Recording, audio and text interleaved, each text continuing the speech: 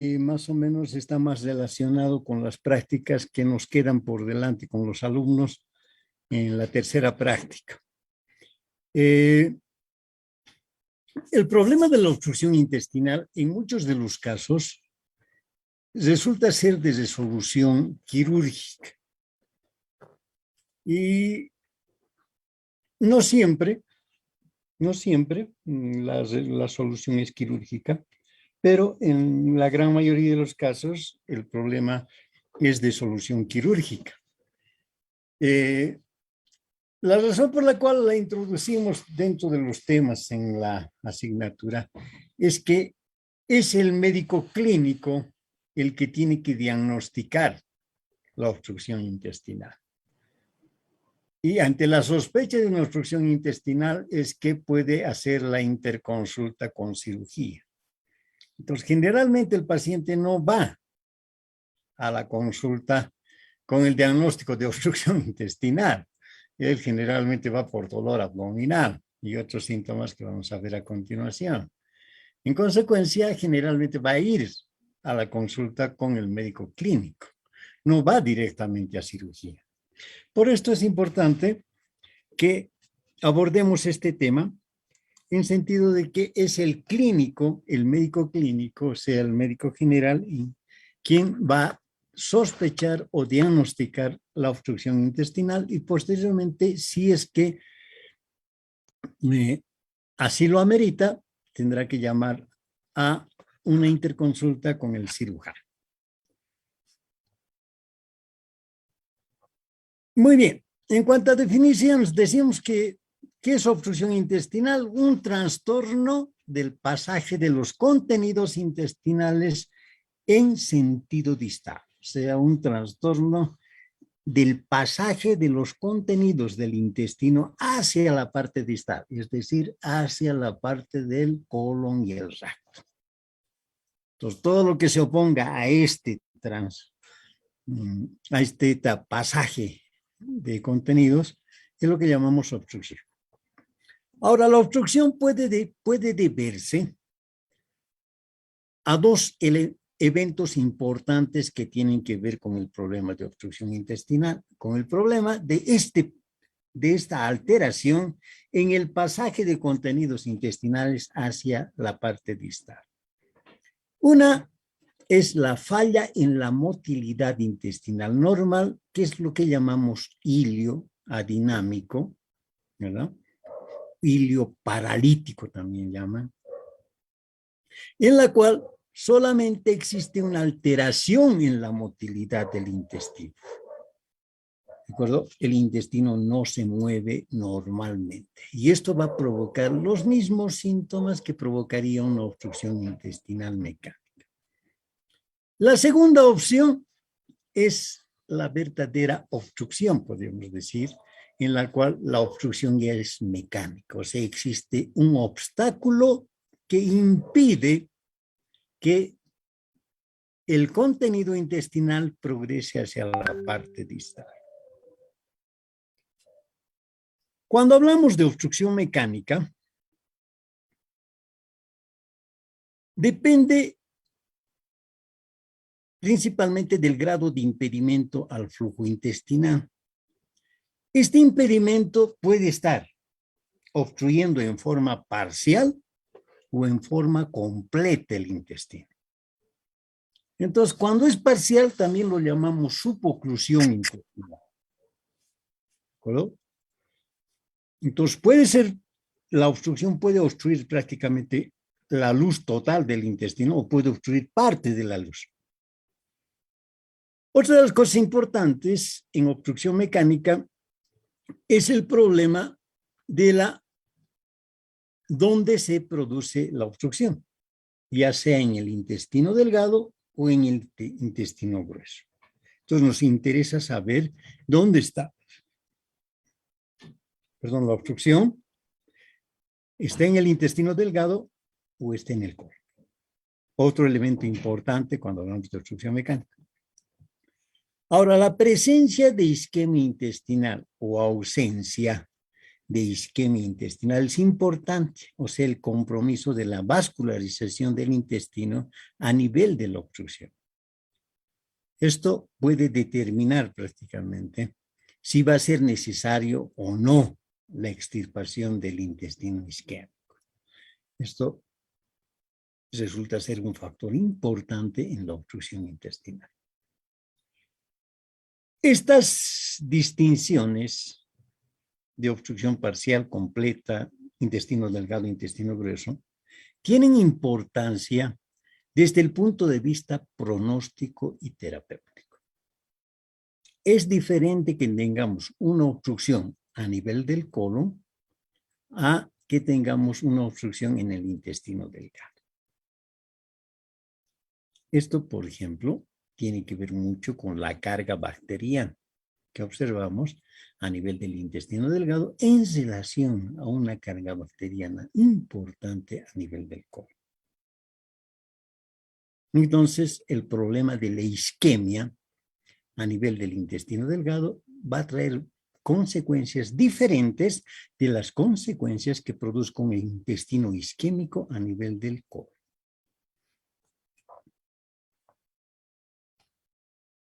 Muy bien. Son muchas las causas de hilio adinámico. Entonces, vamos a nombrarlas rápidamente y en algunas cosas vamos a tal vez tratar de profundizar un poco. Pero en general se alargaría demasiado el tema si vamos a ir a analizar cada uno de estos. La sepsis es una causa de hilio adinámico. Todos los pacientes con sepsis, sobre todo los de origen intraabdominal, o sea, sepsis de origen intraabdominal, generalmente pueden producir un hilio adinámico. Ahí tenemos, por ejemplo, una apendicitis aguda perforada, por ejemplo, ¿verdad? Que evolucione demasiado tiempo. El paciente se torna séptico. Y esto puede provocar por múltiples alteraciones un hilio adinámico. El trauma abdominal, otra causa importante de hilio adinámico. Los traumatismos, sobre todo contundentes en el abdomen, ¿verdad? Pueden provocar alteración principalmente en el peristaltismo intestinal. Uno de los que vemos casi constantemente en todos los servicios de cirugía es la cirugía abdominal como hilio adinámico, que lo conocemos como hilio postoperatorio.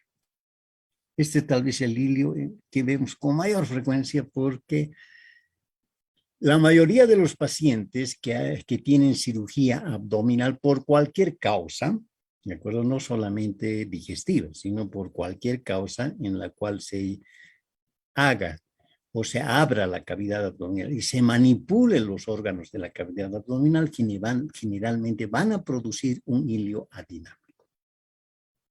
En general, consideramos que el hilio adinámico en un paciente post-cirugía abdominal generalmente debe durar alrededor de 72 horas. Al cabo de 72 horas, generalmente el paciente vuelve a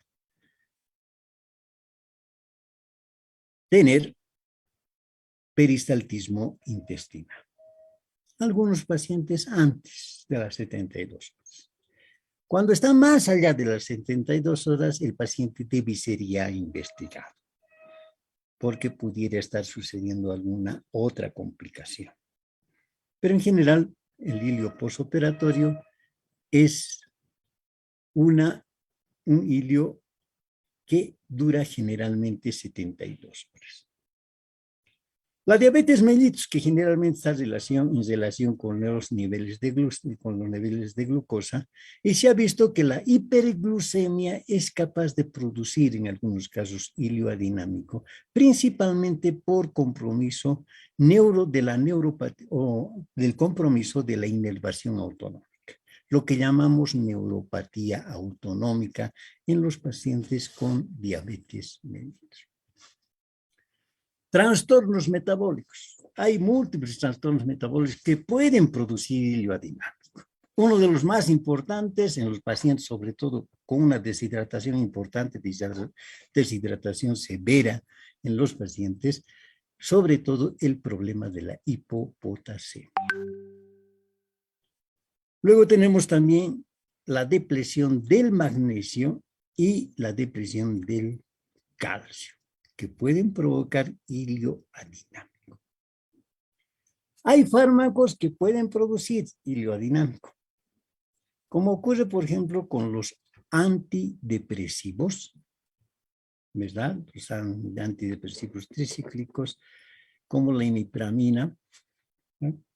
Pueden, el uso prolongado y crónico de antidepresivos puede llegar a producir hilo adinámico. Bloqueadores de los canales de calcio, que antes se las utilizaba principalmente como antiarrítmicos, en la actualidad ya han sido superados los bloqueadores de los canales de calcio, pero todavía algunos se siguen utilizando. Estos también son capaces de producir hilo adinámico. Los analgésicos opiáceos, es decir, como la morfina o sus equivalentes como el tramadol, aunque en menor proporción, pueden producir por el uso crónico, principalmente en pacientes con neoplasia, en los cuales se puede utilizar prácticamente en forma por varios meses, pueden llegar a producir un hilo adinámico. Ahora, esta alteración de la motilidad intestinal, en muchos de los casos, no puede deberse a las causas que hemos visto, sino puede deberse principalmente a los factores intrínsecos del intestino delgado. Ahí tenemos, por ejemplo, las alteraciones a nivel de la inervación propia del intestino delgado o la alteración en la musculatura del intestino delgado. En estos casos es lo que denominamos pseudoobstrucción intestinal, porque definitivamente aquí está alterada la motilidad intestinal debido a un problema intrínseco del intestino, que puede estar relacionado con la inervación del intestino o puede estar relacionado con la musculatura, con patología de la musculatura lisa del intestino delgado o intestino grueso. ¿De acuerdo? Entonces ahí tenemos como ejemplos la esclerodermia, que afecta principalmente la inervación a nivel del intestino, y las miopatías viscerales, o sea, alteraciones en el músculo liso del intestino delgado, que afecta tanto la musculatura circular como la musculatura longitudinal del intestino delgado. A esto le llamamos pseudoobstrucción intestinal. Afortunadamente, son patologías que entre las menos frecuentes, prácticamente las raras, como causa de hilo adinámico, entre la que vemos constantemente y en forma periódica en todos los pacientes postoperados, nuestro hilo postoperatorio. Muy bien. Una vez aclarado el problema del hilo dinámico, ahora sí hablamos de obstrucción mecánica. Y hablamos de las causas de obstrucción mecánica. Entonces, en la etiología de las causas de obstrucción mecánica están tres causas más comunes de obstrucción de intestino delgados, como son las adherencias intraabdominales, las hernias y las neoplasias. Frente a un paciente con obstrucción intestinal, lo primero que se nos tiene que ocurrir es que la obstrucción sea provocada por adherencias intraabdominales postquirúrgicas. O sea, aquí importantísimo el antecedente de cirugía abdominal.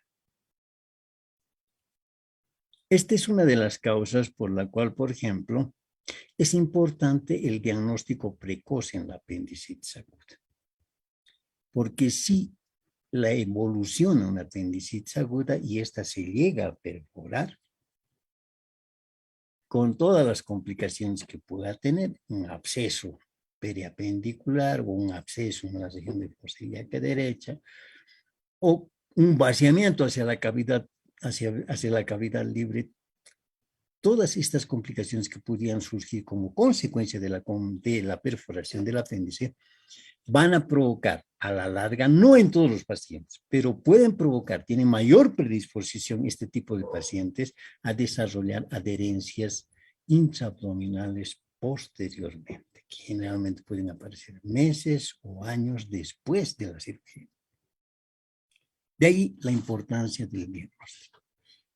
Entonces, uno de los elementos importantes frente a un paciente con obstrucción intestinal, lo primero que se nos tiene que ocurrir es hacer una placa simple de abdomen. De preferencia con el paciente de pie, en la cual vamos a observar estos clásicos niveles hidroaéreos prácticamente en todo el abdomen, ¿verdad? Que son clásicos del hilio adinámico, ¿verdad? En niveles múltiples, a nivel ya de este estómago, intestino delgado, intestino grueso, ¿verdad? Niveles múltiples. Los niveles escalonados o en escalera también, como se llama, ¿verdad? Que son clásicos del hilio adinámico. Como no se está moviendo todo el tracto digestivo, consecuencia de alguna de las alteraciones que hemos nombrado, entonces vamos a tener niveles hidroaéreos prácticamente en todo el abdomen. Esta sería prácticamente la clásica placa de un hilio adinámico. Adherencias intraabdominales. Hemos dicho que es la primera causa de obstrucción intestinal. La etiología más frecuente entre el 66 al 75%. 75% prácticamente más de las 2/3 partes de los pacientes que tienen obstrucción intestinal obedece a adherencias intraabdominales postoperatorias. La obstrucción del intestino delgado por adherencia es complicación frecuente de varios procedimientos quirúrgicos habituales. Estudios retrospectivos nos han demostrado de que las adherencias intraabdominales postquirúrgicas son mucho más frecuentes en las cirugías que se hacen en el hemiabdomen inferior en relación a las que se hacen a nivel del hemiabdomen superior. Es decir, las cirugías que se hacen en la parte inferior del abdomen son las que tienen mayor predisposición a desarrollar adherencias intraabdominales. Ahí tenemos, por ejemplo, la histerectomía, la apendicectomía, las oforectomías, todas las cirugías que se hacen, las prostatectomías, por ejemplo, que se hacen a nivel de la parte inferior del abdomen, son las que generalmente generan mayor posibilidad de adherencias intraabdominales. En cambio, son menos frecuentes las adherencias intraabdominales cuando la cirugía es en el abdomen superior, como ser, por ejemplo, una colecistectomía, una gastrectomía, una colectomía, por ejemplo, parcial de transverso, por ejemplo. O sea, las cirugías que se hacen en el abdomen superior generalmente tienden a producir menor adherencia. En la diapositiva estamos con un caso, una placa radiográfica, ¿verdad? En la cual observamos un nivel hidroaéreo a este nivel, niveles hidroaéreos en la parte superior, pero no observamos en la parte inferior. Además que observamos dilatación de asas de intestino delgado en esta parte. Esto nos está indicando una obstrucción de intestino delgado alta, pero no observamos aire prácticamente en la parte inferior. Entonces, esta es una obstrucción de intestino delgado alta. Causa de la obstrucción intestinal. Otra de las causas importantes de obstrucción de intestino delgado están las hernias, que son prácticamente responsables del 25% de la obstrucción de intestino delgado. Aquí tenemos que hablar de las hernias externas y las hernias internas. Las hernias externas, como la hernia de Gister, como son las que se pueden producir a través del sitio de colocación del trocar laparoscópico. Y recordemos que para la cirugía laparoscópica hay que hacer varias incisiones, no solamente para colocar los elementos de iluminación, sino también los elementos de visualización para la cirugía laparoscópica. A través de estos orificios que se hacen en la pared del abdomen, se pueden producir hernias en el futuro. Esto depende mucho de la capacidad de la musculatura de la pared del abdomen. Una musculatura débil en la pared del abdomen, como ocurre, por ejemplo, con la gente de edad avanzada, puede provocar este tipo de alteraciones, o sea, hernias a través de estos orificios que se realizan para la cirugía laparoscópica. El riesgo elevado de obstrucción completa y estrangulación se relacionan con la rigidez del defecto aponeurético a través del cual pasa el intestino herniano. Las hernias tienen mayor posibilidad de obstrucción completa o estrangulación cuando están en sitios donde hay mayor aporte aponeurótico, como ocurre, por ejemplo, a nivel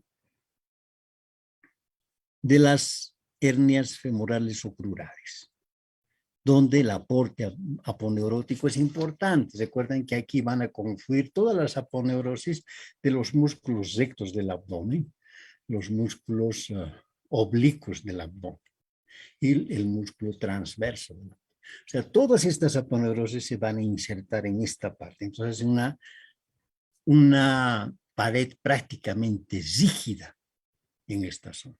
Por eso, las hernias que se producen a nivel, las hernias crurales que se producen, son más susceptibles de estrangularse o de hacer una obstrucción completa. Hablamos de estrangulación o hernia encarcerada o estrangulada, que es lo mismo, cuando normalmente nosotros tenemos una hernia y la podemos reducir. En este caso, generalmente estas hernias tienen menor posibilidad de estrangularse. Pero hay hernias en las cuales ustedes, el contenido intraabdominal sale a través del anillo herniario hacia por debajo de la piel. Cuando este contenido no puede reducirse hacia la cavidad abdominal, es cuando hablamos de hernia estrangulada o encarcerada también, como se llama. Y estas son de alto riesgo, sobre todo cuando estas hernias tienen como contenido intestino delgado. Pues si el intestino delgado no es solucionado el problema a la brevedad posible, puede llegar a sufrir un proceso isquémico y llegar prácticamente a necrosarse. Si el intestino necrosado está dentro de la hernia, si el intestino que está dentro de la hernia está necrosado, lo que hay que hacer es prácticamente resecar esa parte de intestino delgado. ¿De acuerdo? Entonces, va a depender mucho de dónde se produce la hernia. Por ejemplo, es diferente una hernia epigástrica, donde la relación aponeurótica no es muy importante. O como ocurre en la hernia umbilical, donde el anillo herniario no tiene una rigidez importante. En consecuencia, estas hernias tienen menos posibilidades de estrangularse. Esto, lógicamente, va a depender del volumen. En la medida que el anillo herniario se va agrandando cada vez más, las posibilidades de que el contenido intestinal sea cada vez más importante está establecida, ¿verdad? O sea, si el anillo urinario es bastante amplio, van a salir no solamente el meso, sino también va a salir contenido intestinal. Y esto es lo que pone en peligro la situación del paciente. Las hernias internas. Estas se dan extrañamente en los pacientes que no tienen antecedentes quirúrgicos. Y esto generalmente se da a través de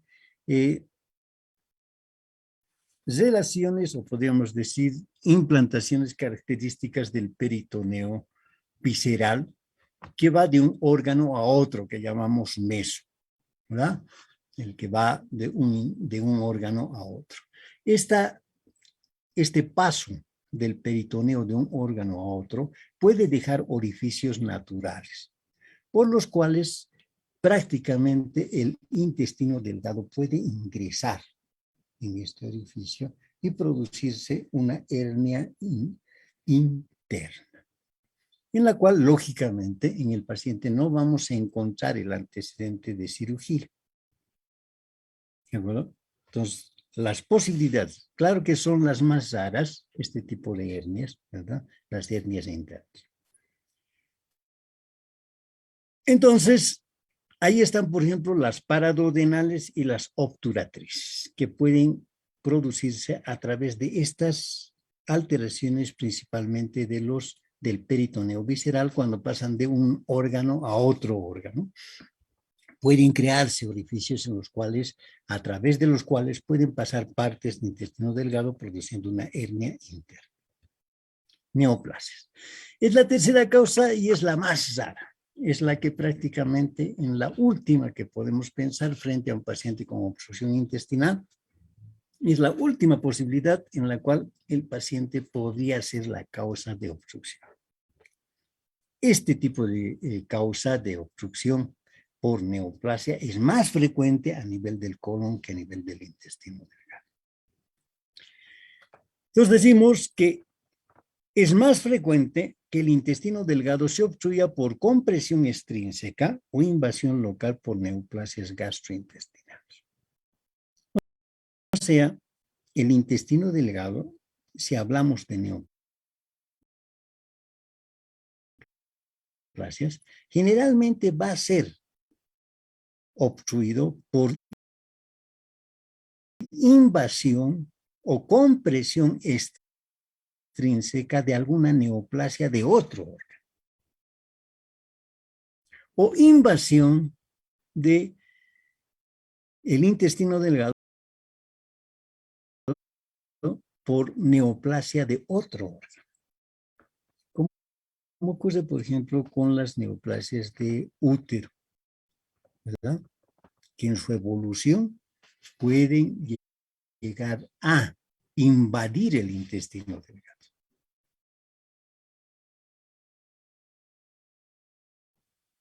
Entonces vemos que las causas de obstrucción del intestino delgado más son por compresión extrínseca o por invasión de una neoplasia de algún otro órgano intraabdominal. Son raras las obstrucciones por neoplasias propias del intestino delgado. ¿Cómo ocurre, por ejemplo, en las neoplasias primarias de intestino delgado? Que generalmente son el 3% de las neoplasias. Aquí tenemos los carcinoides, por ejemplo, que se localizan con mayor frecuencia a nivel del yeyuno. O el adenocarcinoma de intestino delgado, que generalmente se localiza a nivel del duodeno o el yeyuno. Entonces, el intestino delgado se obstruye más, casi en el 92% de los casos, por compresión extrínseca de alguna masa neoplásica de otro órgano, o por invasión de la neoplasia de otro órgano que por neoplasias propias del intestino delgado. Aquí estamos viendo un adenocarcinoma de intestino delgado, de los más, este tipo de neoplasia, como vamos a ver posteriormente cuando veamos neoplasias de intestino delgado, vamos a ver que son las neoplasias más raras del aparato digestivo. Entonces, pues existe un adenocarcinoma que ha obstruido prácticamente el intestino delgado. En cuanto a la fisiopatología, tiene importancia la fisiopatología de la obstrucción de intestino delgado por las consecuencias que trae una obstrucción a nivel intestinal. La duración y la magnitud de la obstrucción, así como la presencia y la severidad de isquemia, determinan las consecuencias fisiopatológicas locales y sistémicas. La duración es diferente que un paciente se obstruya hace unas horas a que esté obstruido hace un día o 2 días o 3 días. Entonces, la duración de la obstrucción tiene una importancia en las complicaciones locales y sistémicas en obstrucción de intestino delgado. La magnitud. Es importante la magnitud, o sea, ¿es una obstrucción total o es una obstrucción parcial del intestino delgado? Es otro de los elementos que es importante. Frente a la obstrucción, tiene importancia la severidad, la presencia, por una parte, y la severidad de la isquemia. Si hay isquemia en el intestino, esto tiene que valorarlo lógicamente, esto el cirujano, si el intestino todavía es viable después de haberse hecho el desprendimiento de adherencias, ver que el intestino todavía es viable, se lo puede dejar intacto. Eso va a depender de la decisión del cirujano. Pero si la isquemia es importante,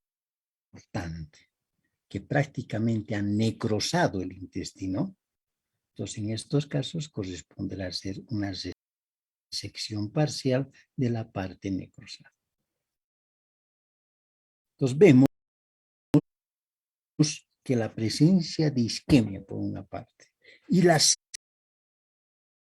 severidad de la isquemia, que puede llegar a producir necrosis del intestino, también tienen importancia en las consecuencias fisiopatológicas locales y sistémicas de la obstrucción del intestino delgado.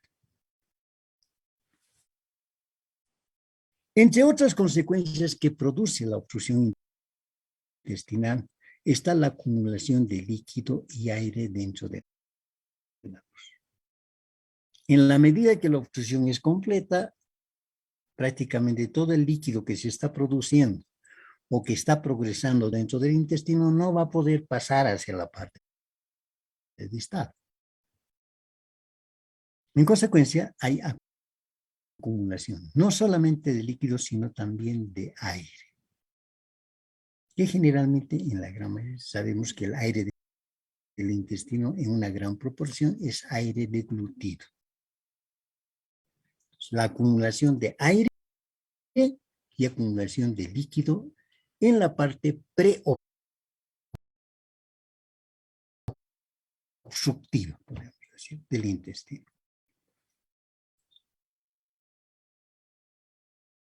Cuando se obstruye el intestino, prácticamente toda la parte preobstrucción y la parte misma de la obstrucción sufre un proceso inflamatorio. Y este proceso inflamatorio, al altera la capacidad de absorción de la mucosa del intestino delgado. En consecuencia, hay alteración de la absorción de agua y electrolitos. Por esto, la acumulación de líquido. Ese intestino ya no puede absorber ni líquidos, ni agua, ni electrolitos. Todo queda en la luz. La falla de motilidad intestinal genera sobrecrecimiento bacteriano. Otro de los grandes problemas tenemos cuando la duración de la obstrucción es importante.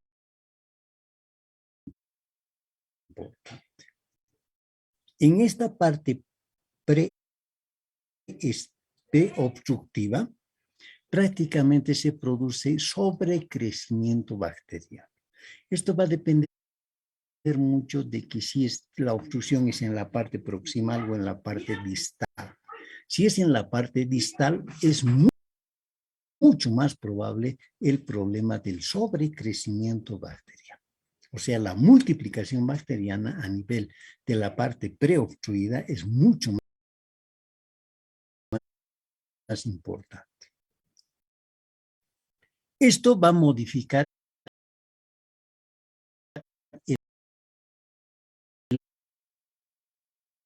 el gradiente de concentración bacteriana que les hablaba, ¿verdad?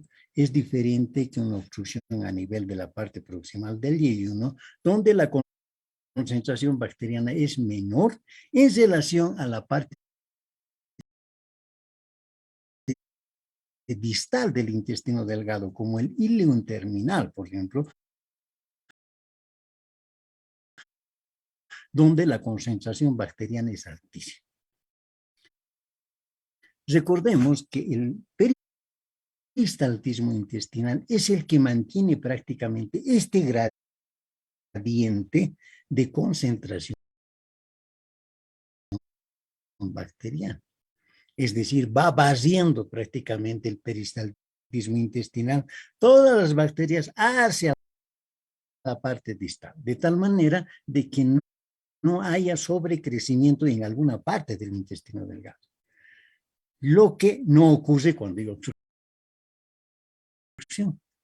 Cuando hay obstrucción, esto no puede barrerse hacia la parte distal y se queda en la obstrucción. Entonces existe crecimiento sobre crecimiento bacteriano. Ahora, este sobrecrecimiento bacteriano sí se asocia a isquemia del intestino, entonces se alteran prácticamente las funciones que cumple la mucosa y las diferentes capas del intestino. Se permeabiliza prácticamente la pared intestinal.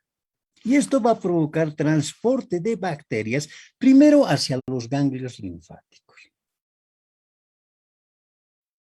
Y se sobrepasa la acción de control de los ganglios linfáticos, van a pasar hacia los ganglios linfáticos, hacia los vasos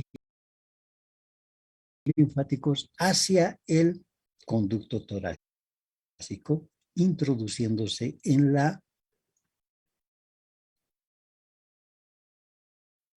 el sistema venoso, ¿verdad? Y es aquí donde se convierte prácticamente de un problema local a un problema sistémico. Aquí es donde el paciente se convierte en paciente séptico, porque el contenido bacteriano pasa hacia el sistema vascular venoso.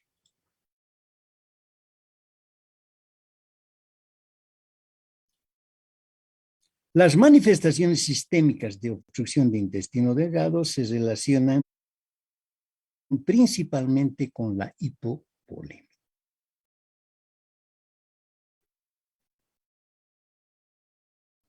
¿Por qué el paciente con obstrucción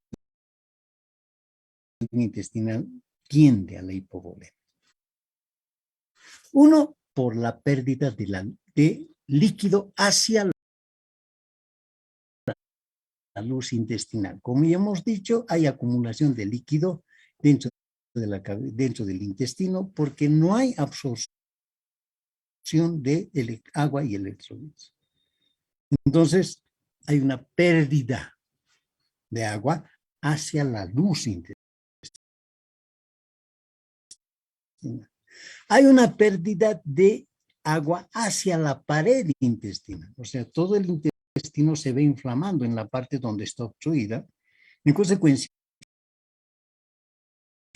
pasa hacia el intersticio parte del líquido. Cuando llega la perforación, prácticamente el paciente puede también perder líquido hacia la cavidad abdominal. O también, cuando la inflamación es bastante importante y severa, puede haber exudación de líquido desde la pared hacia la cavidad. Además que, lógicamente, el paciente con obstrucción intestinal en general ya no come. Y como reacción normal frente a la obstrucción, la presencia de vómitos. El paciente empieza a vomitar. El contenido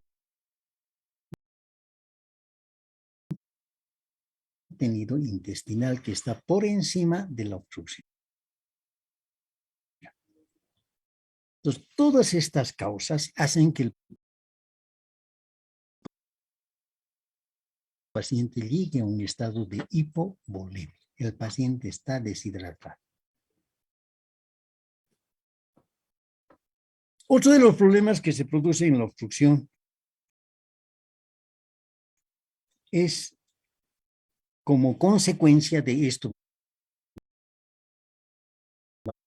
van a aparecer las manifestaciones ya sistémicas de obstrucción de intestino delgado. Hasta aquí estaba localizado, además, nada más a nivel del intestino delgado. Pero en la medida que va progresando el proceso inflamatorio, la isquemia y la necrosis a nivel del intestino, puede llegarse a producir una respuesta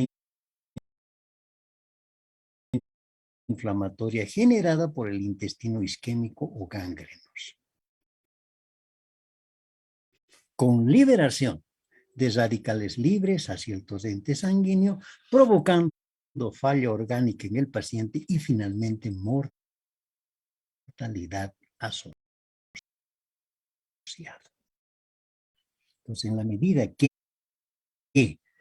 la obstrucción se mantiene por demasiado tiempo, podemos llegar a la situación de ser un proceso localizado a nivel del intestino delgado a un proceso sistémico que pone en riesgo la vida del paciente.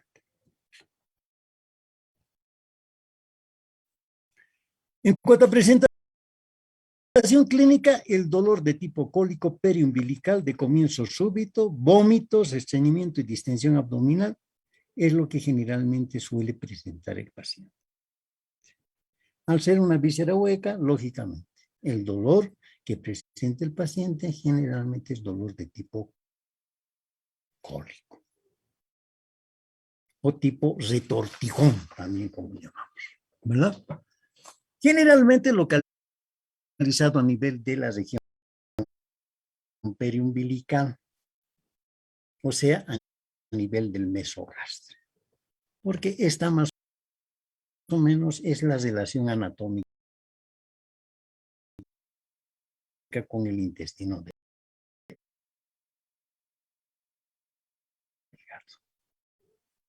Generalmente a veces de comienzo súbito, sobre todo en las oclusiones totales, y a veces de inicio progresivo en las suboclusiones. Los vómitos, generalmente por acción retrógrada prácticamente del peristaltismo intestinal, que trata de vaciar el contenido del intestino hacia el estómago y finalmente a través del esófago hacia el exterior. ¿Verdad? Lógicamente, el paciente, como no está ingiriendo, ya no están pasando alimentos, va a manifestar que está estreñido, cuando en realidad el contenido intestinal no está progresando hacia el colon. Consecuencia, el paciente puede manifestar que está estreñido, cuando en realidad lo que está sucediendo es que no hay paso de contenido intestinal hacia la parte distal. En consecuencia, el paciente no va a tener ganas de entrar al baño porque no hay contenido a nivel del colon.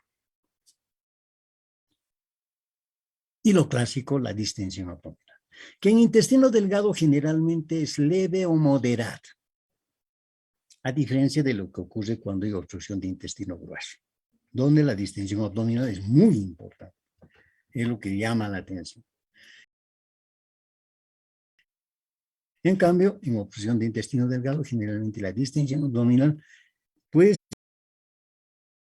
ser leve o moderada. La magnitud de los síntomas depende, uno, del grado de obstrucción. Es mucho más importante los síntomas del paciente si la obstrucción es completa. A que si la obstrucción sea parcial, lo que llamamos suboclusión. Debido a que si hay obstrucción parcial, parte del contenido intestinal pasa hacia la parte distal. Parte del aire del intestino pasa hacia la parte distal. Entonces, en estos pacientes generalmente la magnitud de los síntomas va a ser menor que en el paciente con obstrucción total. Es importante el sitio de obstrucción. Si el paciente presenta vómitos frecuentes y en forma repetida, generalmente esto suele hacernos pensar desde el punto de vista de la clínica del paciente en obstrucción de intestino alto. Obstrucción de intestino delgado, generalmente obstrucción alta, puede ser a nivel de DI1, ¿verdad?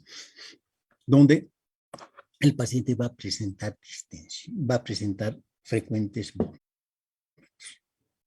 Al inicio, vómitos alimentarios porque va a vomitar lo que está en el estómago. Posteriormente van a ser vómitos biliosos porque va a arrastrar prácticamente en un peristaltismo retrógrado, ¿verdad?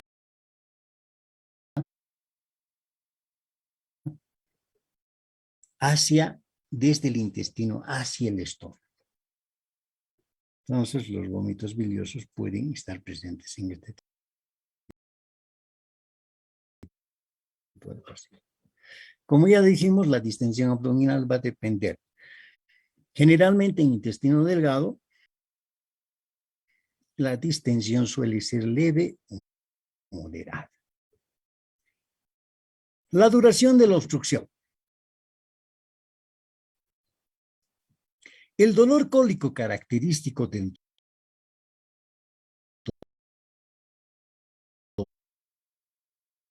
dolor del paciente con obstrucción intestinal va a depender de cuánto tiempo esté el cuadro clínico cuánto tiempo de evolución tenga el cuadro. Como les he indicado, en las primeras horas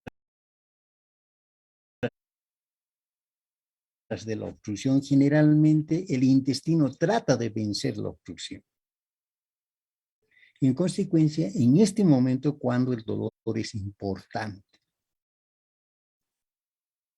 En la medida que van pasando las horas o día, 2 días, puede ser, paciente. Generalmente esto ocurre más en pacientes del área rural, ¿verdad? Cuando hay una obstrucción intestinal en el área rural, generalmente el paciente muchas veces recurre primero a la medicina tradicional en su lugar. Si la medicina tradicional no logra arreglar el problema, van al médico de la provincia, el médico de la provincia lo examina y el médico de la provincia es el que lo va a derivar finalmente hacia un centro donde pueda ser atendido el paciente y con una probable indicación quirúrgica. Entonces, en este tiempo de transcurso en el cual el paciente está con obstrucción intestinal, al inicio el dolor puede ser intenso. En la medida que van pasando las horas, el dolor va disminuyendo. ¿Por qué? Porque el intestino sufre fatiga prácticamente, la musculatura del intestino delgado. Cada vez las contracciones de ese músculo son menos intensas. En consecuencia, el dolor puede disminuir con el paso de las horas. Un elemento importante cuando pensamos en obstrucción intestinal es la eliminación de flatos o materia fecal, que es la condición sine qua non en obstrucción parcial o completa. Este es el síntoma clave que nos puede hacer pensar en obstrucción intestinal. Preguntarle al paciente, ¿está eliminando gases por el ano? ¿O está eliminando materia fecal? Esto es importante. Generalmente es algo que suele llamarle la atención al paciente de inicio en la consulta. Además del dolor intenso, dolor abdominal de tipo cólico, lo que el paciente suele manifestar es que me duele mucho, pero y no puedo eliminar, hago todo lo posible para eliminar gases, pero no puedo eliminar gases. Ni tampoco he entrado al plan. Entonces, este síntoma es el síntoma, podríamos decir, clave para pensar en obstrucción intestinal, ya sea parcial o sea completa.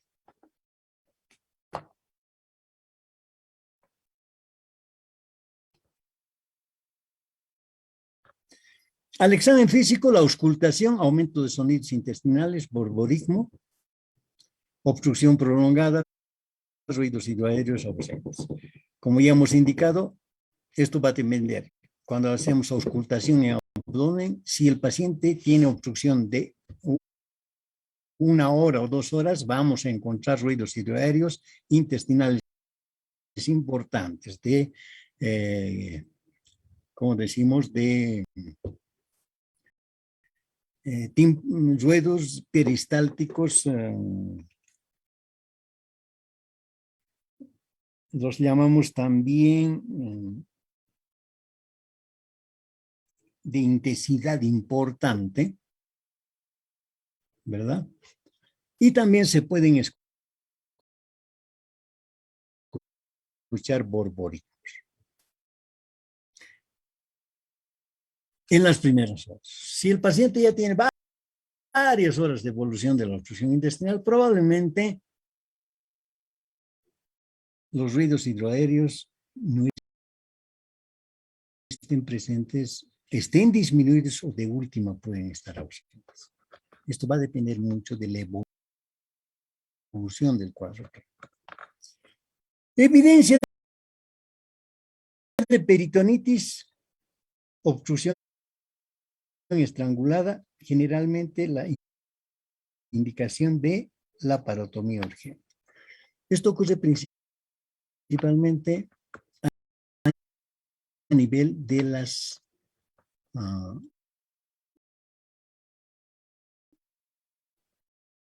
obstrucciones altas y también en aquellas obstrucciones que comprometen el intestino delgado como contenido de una hernia.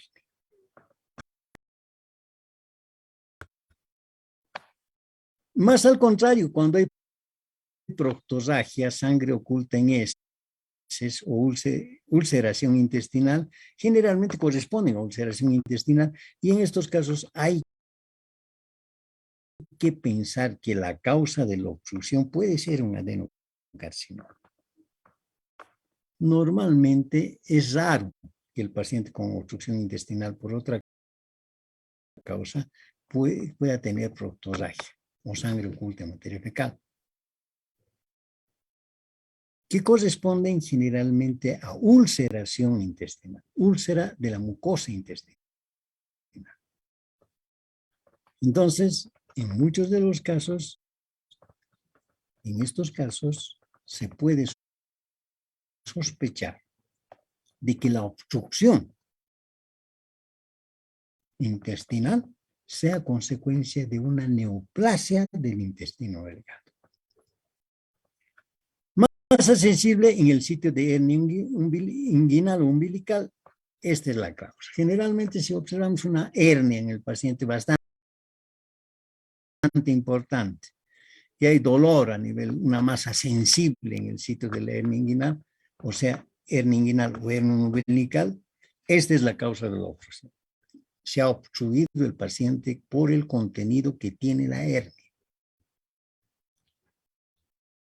Cuando transcurre principalmente esto ocurre en las hernias encarceradas o estranguladas, en la cual la piel que cubre la hernia tiene un eritema, está eritematosa, está enrojecida. Este suele ser un signo importante de hernia estrangulada. No siempre sucede, pero en la medida en que va evolucionando el problema de la hernia estrangulada, puede comprometer ya la piel y la piel se enrojece. Sospecha de una hernia estrangulada. Respuesta sistémica. Las respuestas sistémicas lógicamente están en relación con la hipovolemia que tiene el paciente. En consecuencia, al examen físico vamos a encontrar en un paciente sospechoso de obstrucción intestinal, vamos a encontrar una taquicardia, una hipotensión arterial o una oliguria. Esto consecuencia de la deshidratación que tiene el paciente, como ya habíamos indicado en la fisiopatología, el paciente está perdiendo líquido en múltiples sitios. Y esto va a provocar hipovolemia en el paciente. En consecuencia, lo vamos a poder ver al examen físico como consecuencia de hipovolemia, la presencia de taquicardia, hipotensión en el paciente, una hipotensión importante, y la presencia de oliguria. Ya son manifestaciones sistémicas del problema del paciente con obstrucción intestinal. Entre los exámenes complementarios, habíamos dicho que lo primero que se nos debe ocurrir pedir frente a un paciente con sospecha de obstrucción intestinal es una radiografía simple de abdomen. Decúbito dorsal, si el paciente no puede, por alguna situación no pudiera estar de pie, ¿de acuerdo? Pero lo adecuado es pedir una radiografía simple de abdomen de pie. Nos orienta mucho mejor. ¿Para qué nos sirve una placa simple de abdomen? Nos sirve uno para confirmar el diagnóstico. ¿Hay o no hay obstrucción? Dos, nos ubica la obstrucción. ¿Está en el intestino delgado o está en el colon? Tres, nos permite conocer el grado de obstrucción. ¿Es una obstrucción parcial o es una obstrucción total? Entonces vean que la placa simple de abdomen es importantísima en obstrucción intestinal, porque nos confirma uno el diagnóstico. Si estamos sospechando una obstrucción intestinal y le pedimos una placa, vamos a confirmar si el paciente está obstruido o no. Dos, vamos a ver si es intestino delgado o es colon. Y tres, vamos a ver si es una obstrucción total o es una obstrucción parcial, o una obstrucción parcial o llamada también suboclusión. Los niveles de aire y líquido, lo que llamamos niveles hidroaéreos, generalmente cuando hay gas en el colon debemos sospechar de obstrucción parcial. Si hay asas dilatadas de intestino delgado, ¿verdad?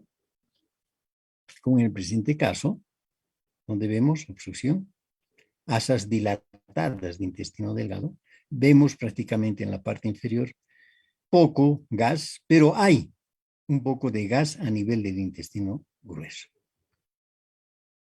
Esto nos está indicando que si bien el paciente está obstruido, pero es una obstrucción parcial, porque está pasando aire y tal vez un poco de líquido hacia la parte distal, hacia el colon. Entonces, cuando tenemos aire en el colon, podemos decir que la obstrucción intestinal alta es parcial, porque observamos paso de aire hacia la parte distal, como ocurre principalmente con el colon. Otra de las cosas que se puede ver en las placas, no siempre en todos los pacientes, pero en algunos sí se puede ver, sobre todo en los que están con una obstrucción intestinal de evolución importante, varias horas ya de evolución, la pared intestinal engrosada, consecuencia del edema de la pared del intestino delgado. Podemos encontrar neumatosis intestinal, que obedece generalmente a un proceso de gangrena intestinal, o sea, consecuencia de proceso isquémico que está alterando ya la permeabilidad de la pared intestinal, provocando prácticamente migración de contenido bacteriano a través de la pared con producción de gas en la pared del intestino. Esto es lo que llamamos neumatosis intestinal, o sea, gas en la pared del intestino. Los estudios finalmente, sí, mediante una placa simple de abdomen, todavía nos quedan dudas en relación a dónde está la obstrucción del paciente y si está o no obstruido. El siguiente paso sería la utilización de medios de contraste.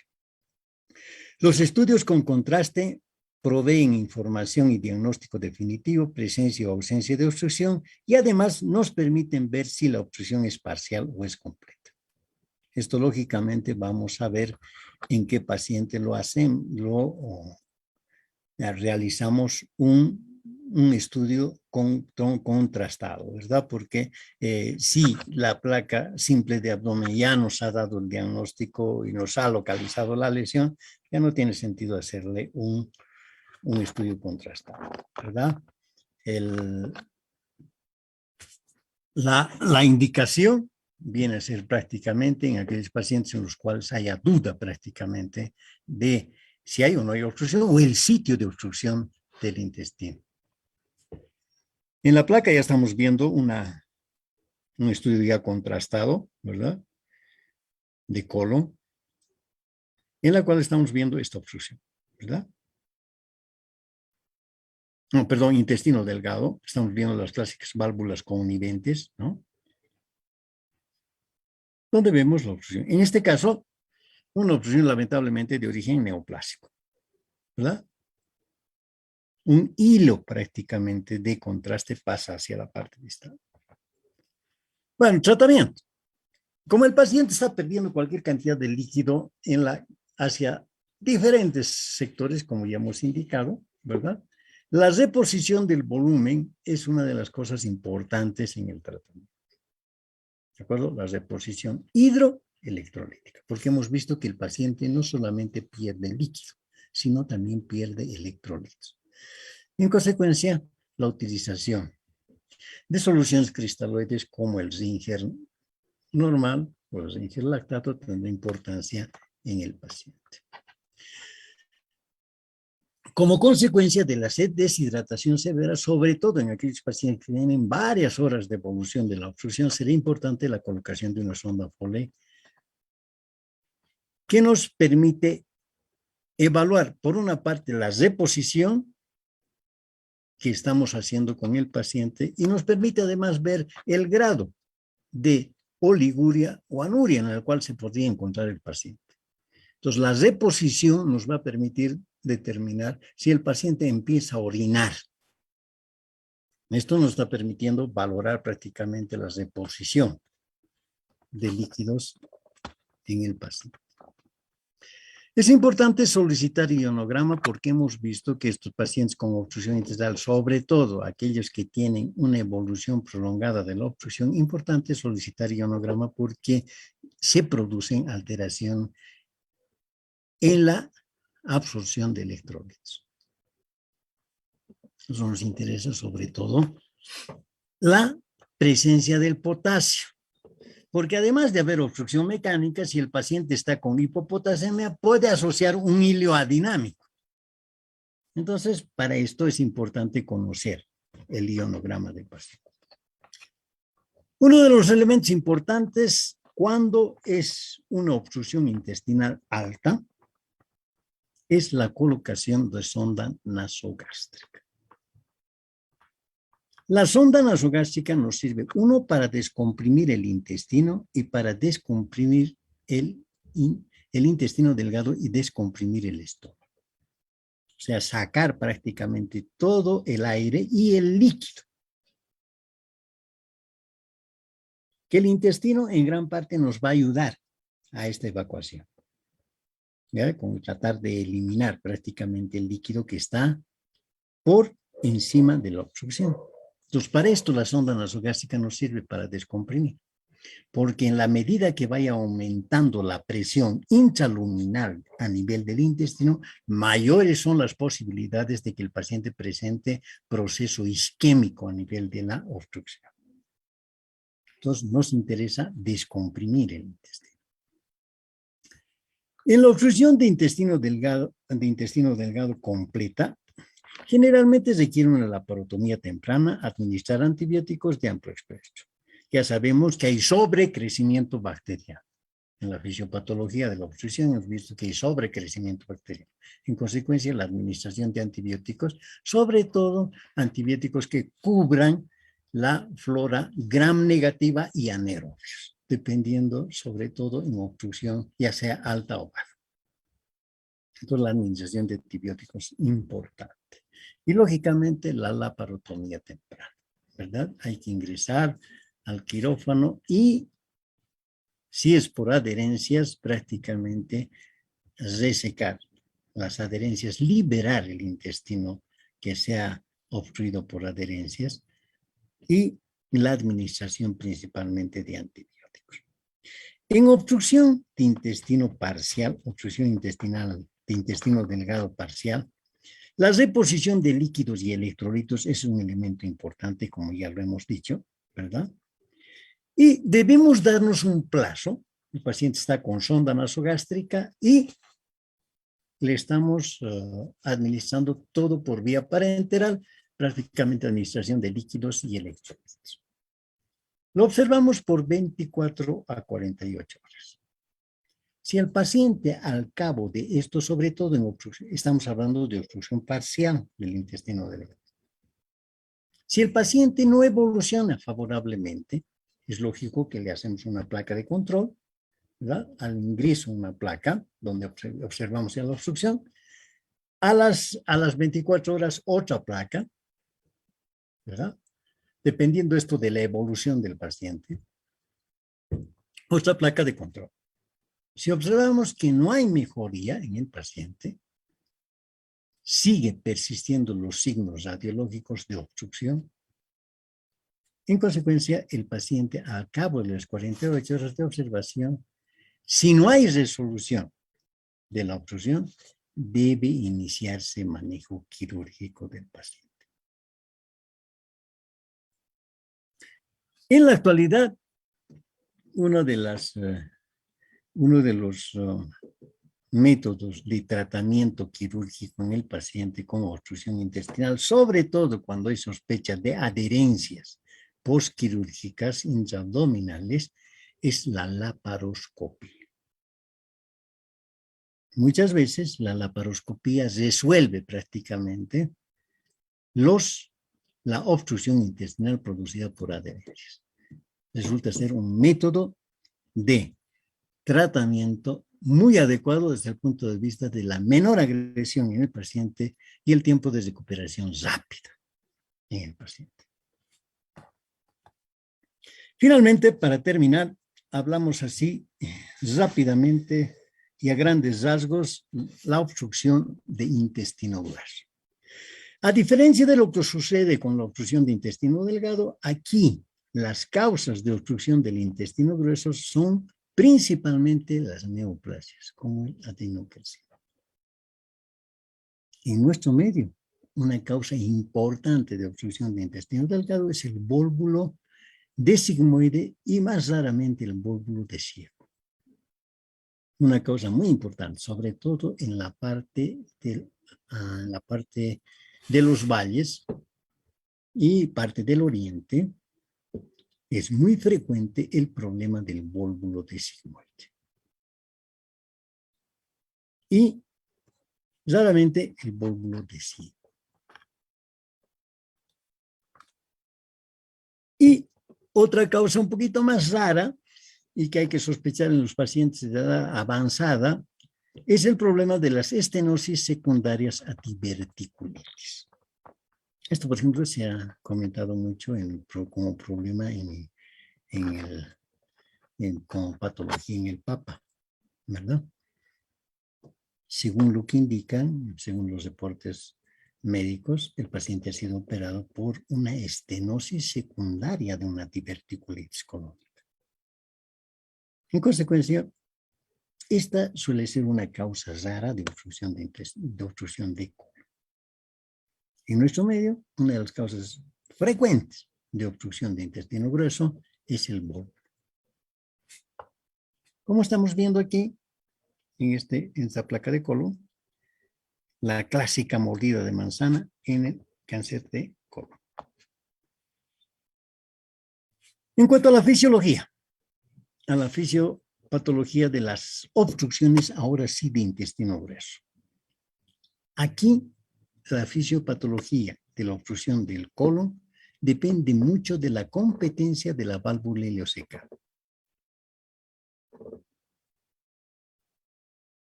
Si la válvula es competente, no va a permitir descomprimir la obstrucción hacia el líquido y el gas hacia el intestino delgado. Es decir, si la válvula ileocecal está funcionando perfectamente, es competente.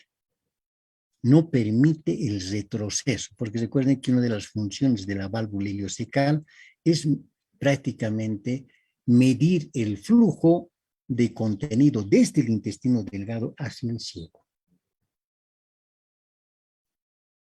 ¿verdad?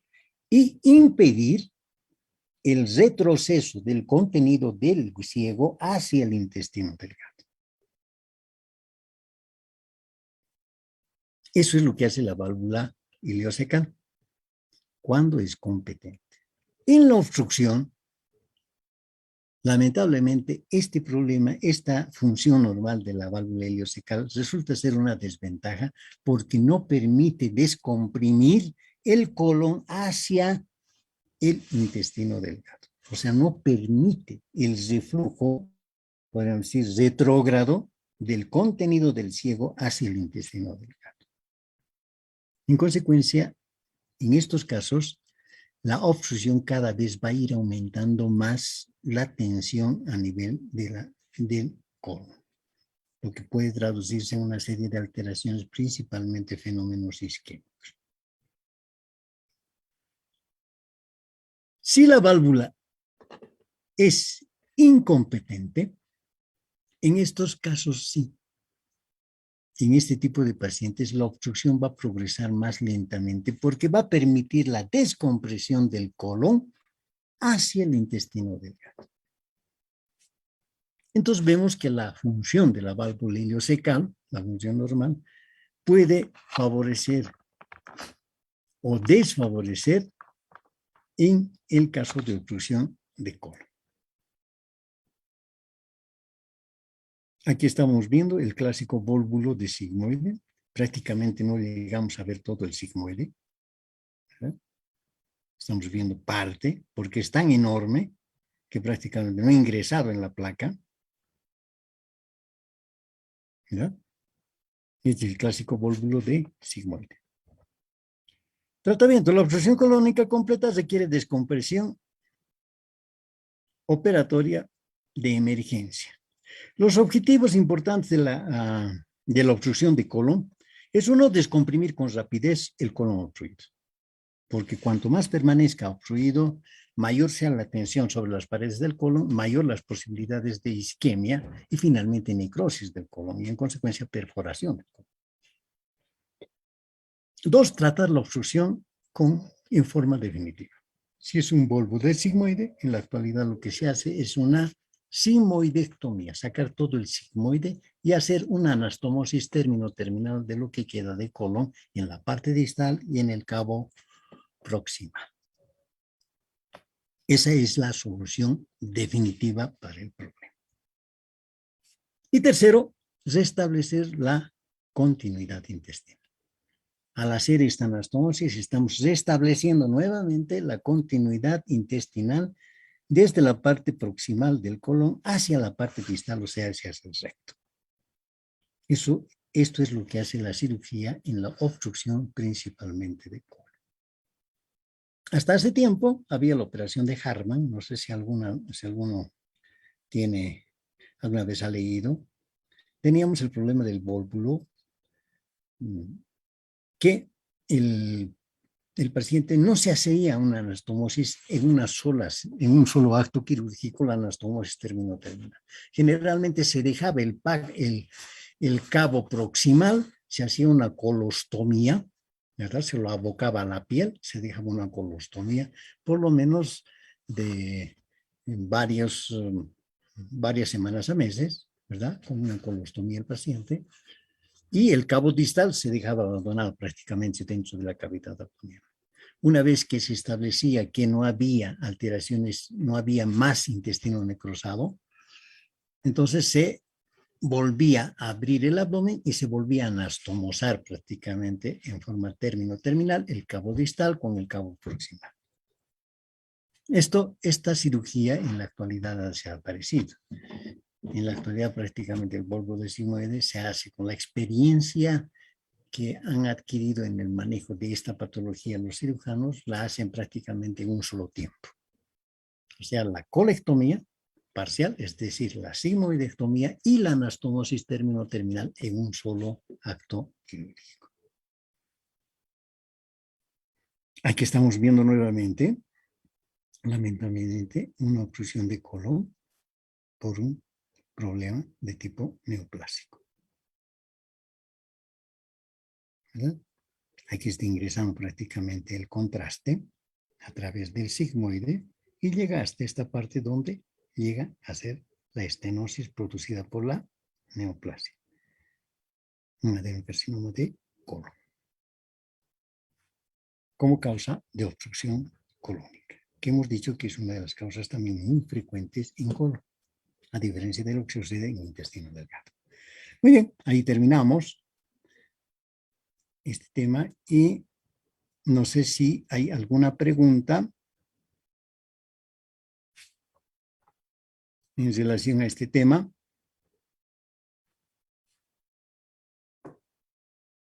Y en la práctica, en la tercera práctica, vamos a ver algunos casos de tipo de obstrucción de colon, por eso es que hemos adelantado un poquito este tema, para ya en la práctica ir viendo estos temas de obstrucción intestinal. No sé si hay alguna pregunta. Adelante. De lo contrario, nos vemos la próxima clase. Doctor, con respecto a esta obstrucción del intestino grueso, a nivel de la válvula ileocecal, no le he entendido eso muy bien, de la cuando es obstrucción de esta válvula, cuando es incompetente, ¿qué pasaría en esos casos? O sea, cuando la válvula ileocecal es competente, el problema de la obstrucción de colon es un poco, podríamos decir, de pronóstico un poquito más, más importante, ¿no? De mayor riesgo, porque no hay dónde se descomprime el colon, porque la válvula ileocecal está cerrada. ¿De acuerdo? Entonces, si hay obstrucción en el colon, no hay dónde se descomprime el colon. Entonces, va a ir constantemente distendiendo más y más el colon hasta comprometer prácticamente la irrigación vascular del colon. Y esto va a producir isquemia, y si no es atendido el paciente en forma precoz, es probable que se produzca necrosis a nivel del intestino. Y si se produce necrosis, la posibilidad de que se perfore el intestino grueso. En cambio, si la válvula ileocecal es incompetente, es decir, llamémoslo así, en forma práctica, está abierta la válvula ileocecal. Entonces, la obstrucción del colon va a tener toda la parte preobstruida, va a tener la posibilidad de descomprimirse hacia el intestino delgado. O sea, parte de ese gas y líquido que se está acumulando en el colon va a pasar al intestino delgado. Entonces va a descomprimir en parte el intestino grueso. Por esto es importante el funcionamiento de la válvula ileocecal. Si la válvula ileocecal es competente, la obstrucción de intestino grueso es más severa que cuando la válvula ileocecal es incompetente.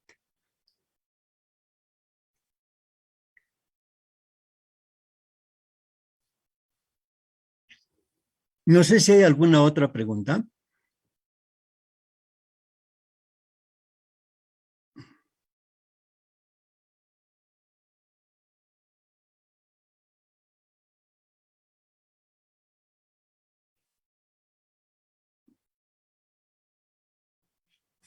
Bueno, creo que no hay ninguna pregunta, así que nos vemos la próxima clase. Como siempre, cuídense y hasta luego. Hasta Hasta luego. luego, doctor. Hasta luego, doctor. Hasta luego, doctor.